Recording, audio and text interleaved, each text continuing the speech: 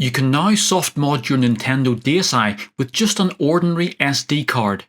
This lets you play any game from a ROM file, but also turns it into a full retro gaming console with emulators for a whole range of systems. So, let's hack our DSi.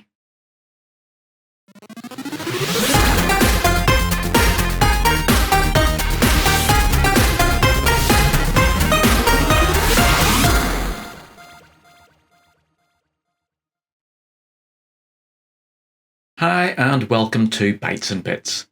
The Nintendo DS range was, until very recently, the best-selling handheld console of all time. Now, it went through a number of iterations between the initial launch in 2004 and the final sales then in 2015, with this model here, the DSi, arriving in about 2008. Now, the DSi added Wi-Fi connectivity to the system, along with an internal SD card slot for downloaded games and extra storage. And it's these two features that we're going to take advantage of in this video.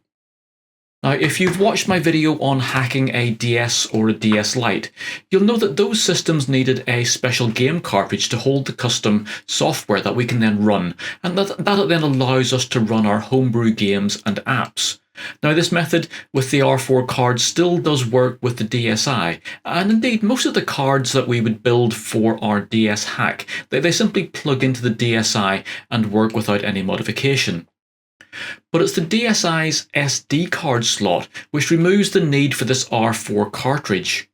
So we can simply add our hack code to that and run it directly on the console.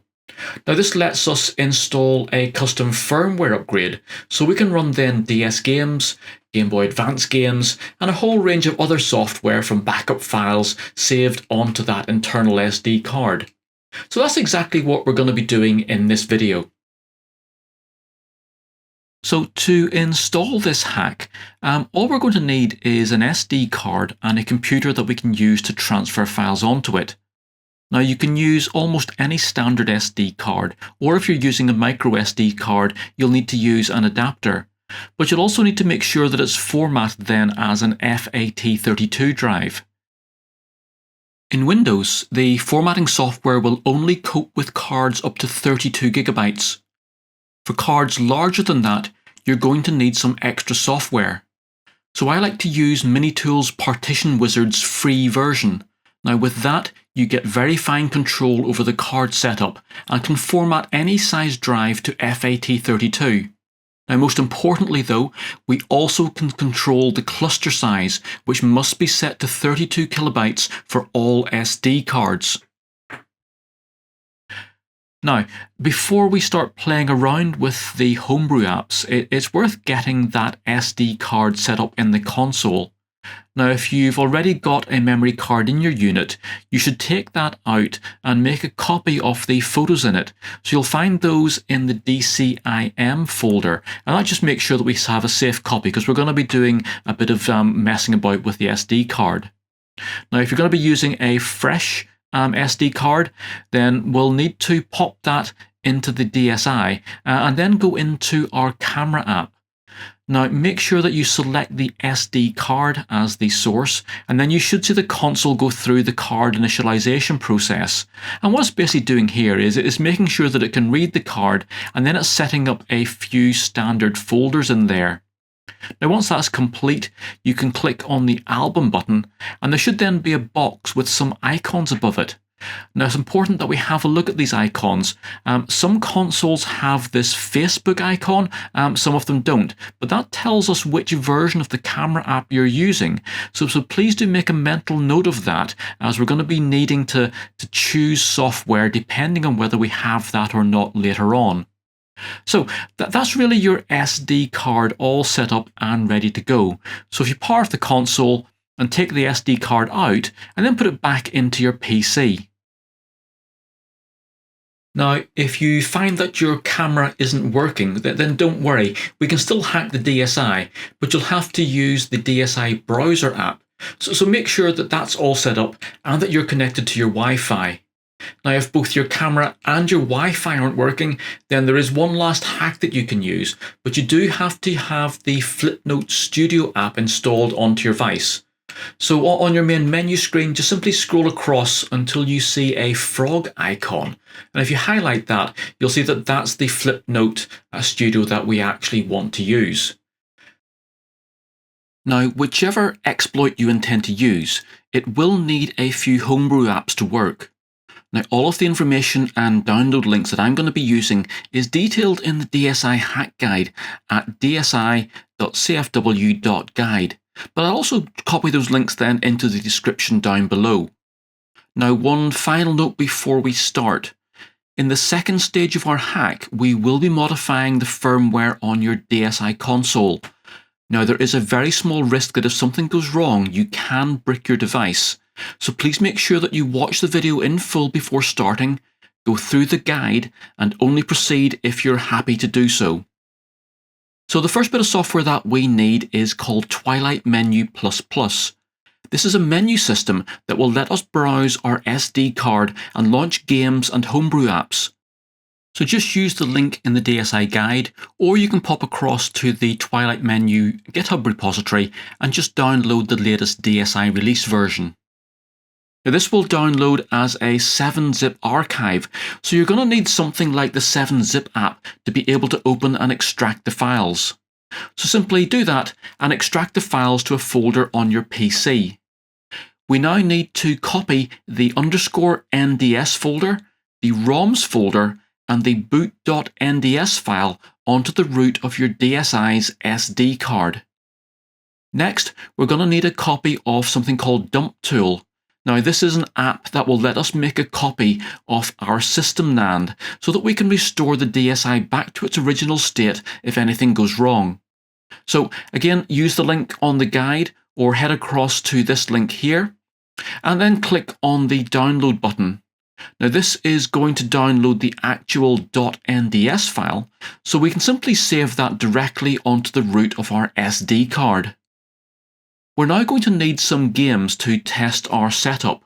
So the ROMs folder that we copied across from the TWiLight menu download, it actually contains a number of subfolders, one for each of the systems that is going to install an emulator for. So if we look inside each folder, you'll see a file that tells you which console that particular folder is for. So we simply need to get hold of some game ROMs and then copy the actual ROM files to the relevant directory. Now make sure that you extract any files from their 7-zip or zip files before copying them, as the emulators can't work with archive files. So I've already got a set of ROMs in the correct folders on my PC, so I can just copy the whole set across in one go. Now, most importantly for testing, I've got some DS games in the NDS folder and some Game Boy Advance games in the GBA folder. Now, one last file that we need is a BIOS file for Game Boy Advance emulation. So TWiLight Menu is going to use something called GBA Runner 2 to play Game Boy Advance games, but that only comes with an open source BIOS file that isn't fully compatible with everything. So we need an actual BIOS ROM dump. And the best place to find that is actually in a Batocera BIOS pack, so just search for that online. Inside that, you'll find a BIOS folder with a GBA_BIOS.bin file. Now that needs to be copied across to an _GBA folder that you're going to need to create in the root of your SD card. But once you copy it into that folder, it also needs to then be renamed to BIOS.bin so that GBA Runner can find it. So once all of that's copied over, we're ready to go. So next we need to actually work out which of the hack techniques that we're going to use. Now there are a few ways that we can install our custom firmware onto the DSi's, and the best way to think of this is as a two-step process. So first we need a root into the DSi that allows us to start loading our own code and firmware. Next then, we can install a package called Unlaunch, which will replace the actual boot code in the console, and this will then give us full control of our DSi. Now once Unlaunch is installed, we then don't need that initial hack. So for our stage 1 hack then, we really have three choices. So the first of those is the memory pit exploit, and that uses a vulnerability in the DSi's camera system. Now this hack is compatible with all DSi models, including the XL versions. Now, if we just use that as a standalone stage 1 hack, then it is actually the least useful, as it won't actually run all of the DS games, and it doesn't allow you access to the game cartridge slot or the sound processor. But it is a reliable and easy exploit to install. So if you're going to be going on to stage 2 and install Unlaunch, then this is probably the best route. Now, the second method then is called Stylehax, and this exploit uses the browser app to get access to the console. So you simply have to visit a web address, and that then triggers the exploit, and that only takes in a few seconds. So this exploit gives you better game compatibility than Memory Pit, and if you're not going to be using Unlaunch to fully hack the system, then this is probably the best route for you. Now the final one then is the Flipnote Studio exploit, and that uses a vulnerability in that particular application. So what you have to do here is you download some software and put that onto your SD card, and you then use the app to run that by opening and editing some notes. So it's a little bit more fiddly to activate, but if you haven't got a working camera or internet connection, then really this is your only option. So as I said then, the second stage is optional, and this Unlaunch then, that is a true custom firmware hack, but it does need one of those first stage exploits before you can actually run the code and run the installer program. But this of course then will give you full control of your DSi and allow you to run all of the DS, DSi and Homebrew software. Now one note of warning on this then, there is a very slight chance that by installing Unlaunch, you will brick your console. Now this is a slight risk, but it is a random failure. But again, it is recoverable if you follow the steps that we're going to be going through. Now the fix to, if it does go wrong and you need to fix it, then there is a bit of soldering where we need to make a modification to the motherboard to be able to rebuild the operating system then in your DSi. Now, if you're really not keen on this risk, then please do use the Stylehax or the Flipnote Studio exploit first. Have a go with those and see how you get on, and you can always install Unlaunch at a later date. Now for this video, I'm going to first of all show you the Stylehax method, because that's quite a neat and simple one to use. But then I'll go on and I'll show you the memory pit hack. And then once I've installed that, I'll actually go on then and install Unlaunch. Now it doesn't really matter which of these first stage hacks you use, even the Flipnote exploit is absolutely fine. And once you've got that up and running, you can then install Unlaunch. So once you've installed Unlaunch, then that's the only hack that you need. So you don't then need to use your initial hack anymore. And in fact, we'll actually do a bit of cleaning up and we'll actually get rid of some of the files from our memory pit. So let's start then with this Stylehax exploit. So first of all, we're going to need to get our DSi connected up to the internet. So we need to make sure that your Wi-Fi router is actually using the 2.4 GHz band. Now this is the older system, and some routers might not have this frequency turned on by default. So the easiest way to find out is to simply go through the DSi setup and scan for your access point. If your DSi can't see your Wi-Fi network, the chances are it's not sending out a signal on that frequency. So you'll then need to enable this in your router settings. So make sure that you add the 2.4 GHz band to whatever you're using, and make sure that you turn on the WPA2 personal security. Now you'll need to hunt out your router manual if you're not sure how to do this. So we now need to get our DSi connected to our Wi-Fi network. So if you go to your system settings, and then once that comes up, if we go across to find our internet settings, and then connection settings, now you might find you have some previous setup in there which isn't working at the moment. If that's the case, just simply click on it and then clear its settings, and that should get rid of that one. Now for us to get ourselves connected up to our modern routers, we'll need to go through the advanced setup. Again, if there's something in there that's not working, just simply clear that. And then we can start selecting one of these to set it up. So if I select that, if we search for our access point, that should now pop up, and I have here my GET wireless one. It will simply ask us then for our WPA2 password. And once we've got that in, we should then be able to say OK, save our settings, and it should then start up a connection test. So if that all comes up successful, we can then just simply go back to our DSi menu, and we're now ready to try out our Stylehax exploit. We now need to put the prepared SD card into our DSi and then go back to the Internet Browser app. So click the Enter Web Address button and then type in opera:/about and then click Go. So this will bring up some information about the browser. So we simply need to ignore that. This is just a step we need to go through. And then press the Home button at the bottom of the screen. You can now click the Enter Web Address button again and type in the true web address, which is stylehax.net. Then press the Go button. So this will take you off to the stylehax.net website, and that's going to then trigger the hack. So it should take a little bit over 20 seconds to run. So if you're sitting here waiting and it's gone past 30 or 40 seconds, then just simply reboot your DSi and repeat this process.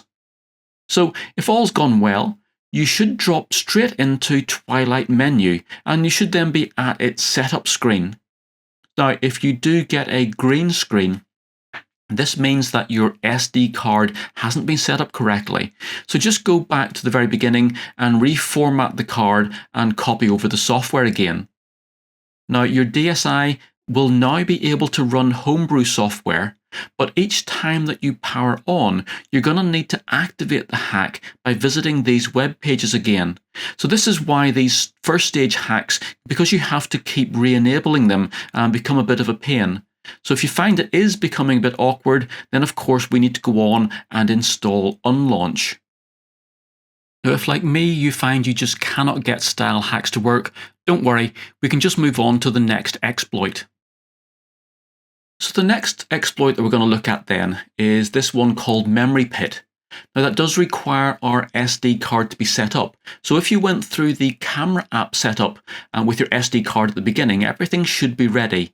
If you didn't, then do make sure you go back and check. And the important bit here is that you need to check in the camera app whether you have a Facebook icon or not. So now we need a new camera software file. So the one that you use is going to depend on that Facebook icon showing or not. So if you do have a Facebook icon, you'll see here on the guide there is a link for that. And if not, then of course there is a second link here. Now each of these links is going to download a pit.bin file. And we simply just need to save that somewhere sensible on our computer. Now on your SD card then, put that back into your computer and then navigate onto the root of that and then look for the private folder, then DS, then app, then 484E494A folder.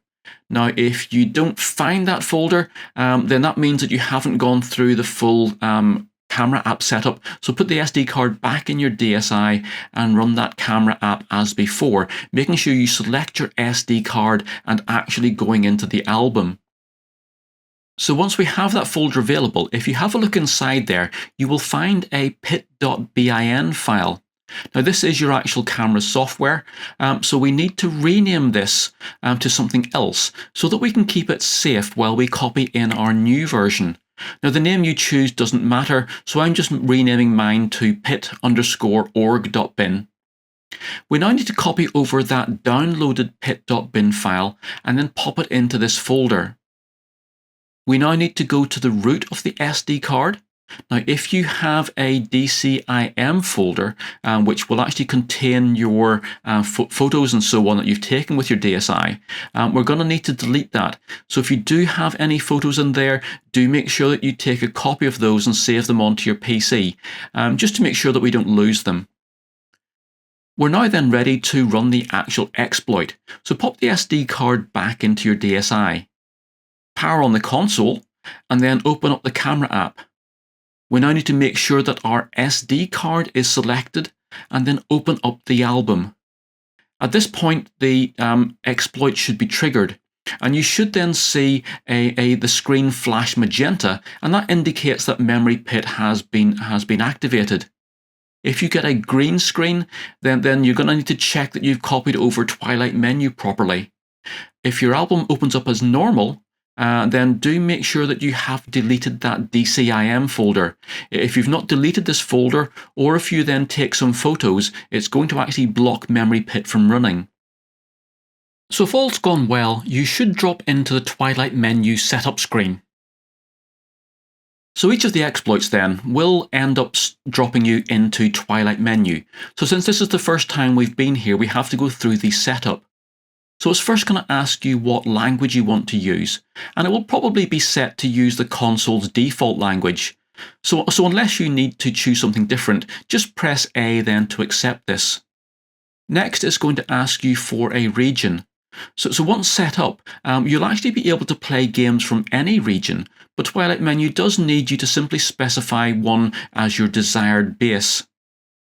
So once that's accepted, TWiLight menu will do a bit of setup, and then eventually it will drop you into its new menu system.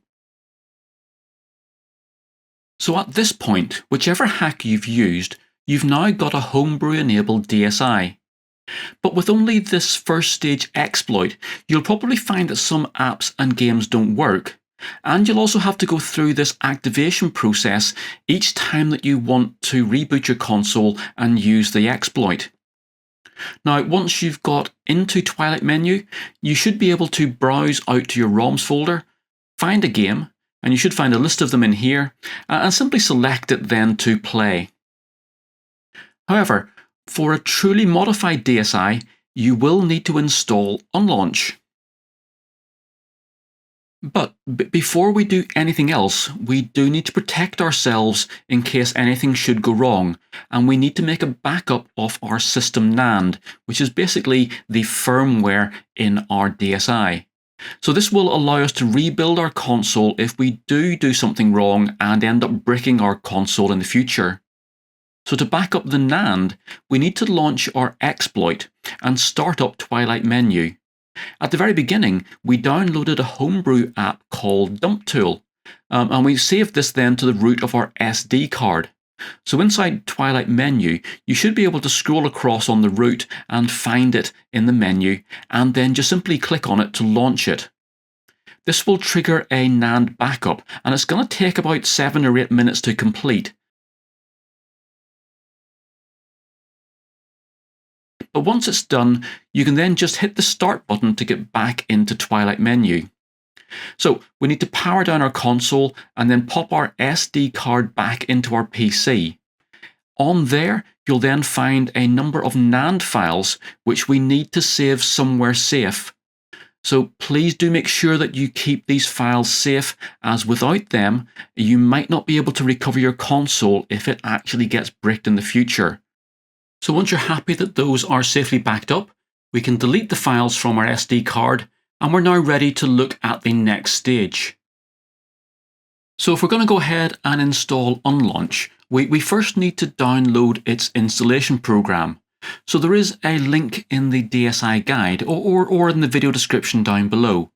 So this is going to download a zip archive file, and if you open that up, inside there you'll find the unlaunch.DSi file, and that's the actual installation software that we need to then copy across to the root of our SD card. Now, Unlaunch does rely on TWiLight menu to get everything up and running, so do make sure that you have that left on your SD card if you've been doing some work before this. So once you've got everything copied, then pop your SD card back into your DSi, boot it up, then you need to run your stage 1 exploit, and that then should drop you into the TWiLight menu. So once you've got to here, then we should on the root of the SD card be able to find that Unlaunch installation program. So simply select that and it should run. So once that's up and running, you should then be met with a menu of options. So one of those then should be Install Now. So select that, and then just let the installation process run through. So once that's finished, you can press A to get back to the main menu, and then select the power down option to turn off the console. So once that's all turned off, we can then reboot, and when that restarts, you should boot straight into Unlaunch's file menu screen. So if that's all happened, you've now managed to get your DSi, and it is now fully soft modded with our custom boot firmware. Now, if anything has gone wrong in this process and you get some black screens appearing during the Unlaunch installation, then do head across to the guide. There are lots of troubleshooting information there and advice to try and get you out of the situation and get you back to a working system. So, now that we've got Unlaunch installed, we need to set it up so that it will work the way we want. So Unlaunch actually allows us to control how the system boots up, and we can control that by holding down certain button combinations when we turn the power on. Now by default, if you don't hold any buttons down, it will boot itself into its file menu screen, which is where you probably are at the moment. So let's change this behavior so that our console will automatically then boot into TWiLight menu. So if you're not already at the file menu screen, then power down your DSi.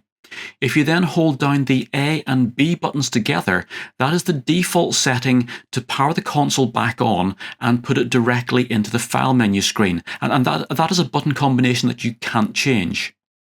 So once we're in this file menu screen, we need to go into the Unlaunch options so that we can change the behavior for these various buttons.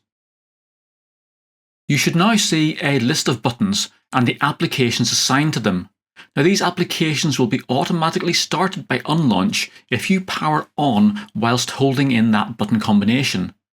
So we want to change the setting for the no button option. So highlight it with the D-pad and then press A. And you'll now see a selection of possible actions. So we want TWiLight menu to start by default. So simply highlight that option and then press A. If you want to set up any of the other button combinations, just follow that same process. But for now, we'll just select the Save option to save those changes. So back in the File menu, we can now power off the console, and now, when we power on again, the DSi should boot straight into TWiLight menu. We've now got our DSi fully hacked, but we've still got the remains of our exploit installation sitting on our SD card. Now if you've used the memory pit route, you'll not be able to use the camera app. So let's clean all of this up. So with the SD card back in your PC, open up the private, DS, app, and then the 484E folder again.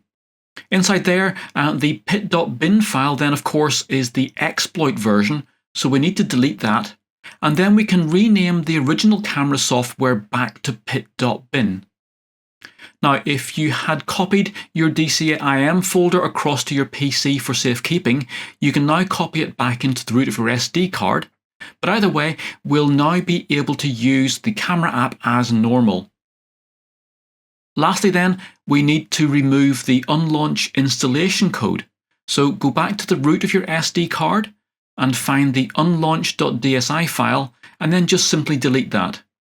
So that's our card all cleaned up, so we can pop it back into our DSi, and that then now is our DSi fully soft modded and ready to play. So by booting into TWiLight menu on startup, that actually gives us a great application for playing our games. So TWiLight menu not only lets us play DS games, but also Game Boy Advance, Game Boy, and a whole range of other systems. So we saw at the start when we set up our SD card, we copied across this ROMs folder. And then inside that, there were then folders for each of the different systems that TWiLight menu supports. So TWiLight menu basically has preloaded a whole range of emulators for you. So we can go across and first of all try out our DS games. So those get put into the NDS folder. So if I open that up, you'll see we have then a list of game files that I've copied across.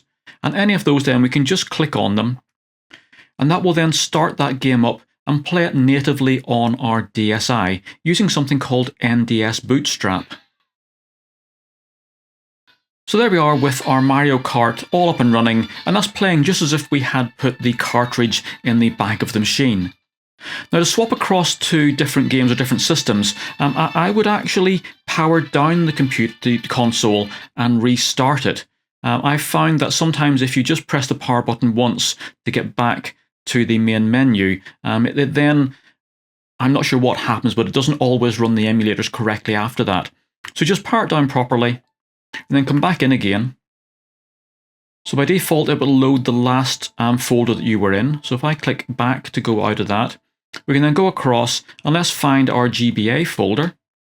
So if we click into that, again, I've got a number of GBA games all sitting in here. And again, if I just simply click one, TWiLight menu will automatically detect what we're trying to do. It will launch our GBA Runner 2 emulator and boot that up with the game that we've just selected. And there we are into our Game Boy Advance. And we can just simply go and play that game as if we were at a Game Boy Advance console. So that's our two systems there. Again, if I power down and then come back in again, and you'll find then, of course, there are a range of other consoles that we can have a look at. So again, not just all of the Nintendo ones, but we have here an Atari 7800 emulator. So I can just simply come in here and we can sort of go across and we could perhaps play some Donkey Kong.